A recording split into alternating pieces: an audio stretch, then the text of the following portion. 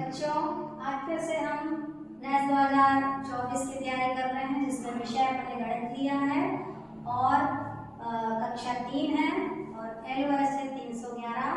तो ये 311 LOS इसलिए लिया है कि नेक्स्ट 2021 में केवल सबसे कम इस प्रकार के प्रश्नों को बच्चों ने किया था। पूरे कटनी जिले में 34% बच्चे ही इस प्रकार के प्रश्नों को कर पाए थे। तो ये प्रश्न है, एक पैटर्न बना हुआ है, एक आकार बना हुआ है, इन आकारों को पहचानना है। ये 4 डब्बे बने हुए हैं और 3 डब्बे गोल है, फिर त्रिकोण है, दूसरे डब्बे में पहले त्रिकोण है, फिर गोल है, तीसरे डब्बे में गोल है, फिर त्रिकोण है और चौथा हमको ऑप्शन से भरना है।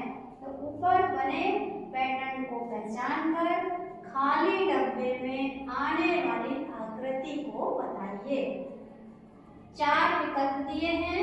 ए में है पहला त्रिकोण गोल, बी में है गोल गोल 2 गोल है, सी में है त्रिकोण 2 त्रिकोण है और डी में है पहला गोल और फिर त्रिकोण। तो इस प्रकार 4 ऑप्शन दिए हैं। अब हमको पैटर्न को पहचानना है।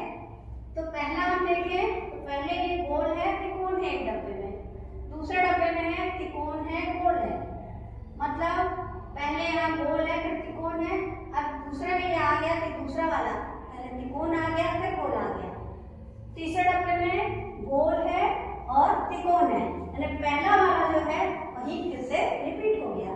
तो इस प्रकार यहाँ पर क्या आना चाहिए, आपको प्रश्न को इसी प्रकार अच्छे से समझना है। तो यहाँ पर इस पैटर्न के अनुसार आना चाहिए कि पहला त्रिकोण और फिर गोल, मतलब इसमें आएगा आपका त्रिकोण और गोल। अब हम ऑप्शन देखते हैं तो ए ऑप्शन है त्रिकोण और गोल, मतलब जब हमने समझा इस हिसाब से हमारा पहला ऑप्शन सही है। अब ये दूसरा ऑप्शन क्यों गलत है?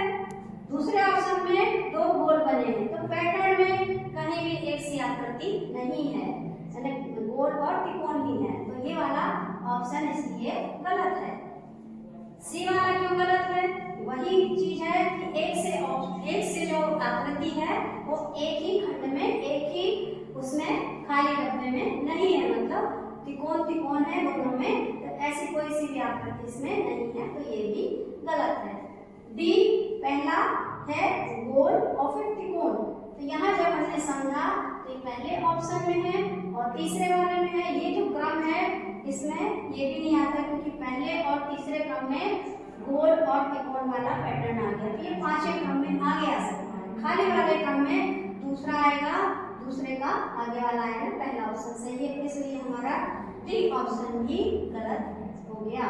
तो इस प्रकार कई ऐसे आते हैं, तो हमको इसमें ध्यान से हमको पैटर्न को पहचानना है कि किस प्रकार का क्रम है, उसी क्रम से हमको देख के समझ के ऑप्शन को भरना है।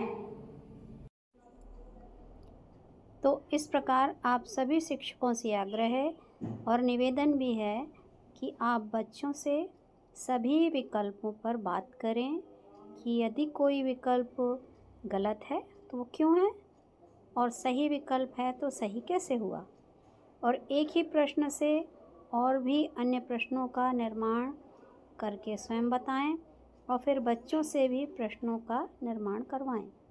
इस प्रकार से करवाने से बच्चों में चिंतन शक्ति का विकास होगा और समझ विकसित होगी तथा तर्क शक्ति का भी विकास होगा, जिससे वो NAS, ओलंपियाड, NNMS जैसे जो एग्ज़ाम होते हैं इनके प्रश्नों को वो आसानी से हल कर पाएंगे। धन्यवाद।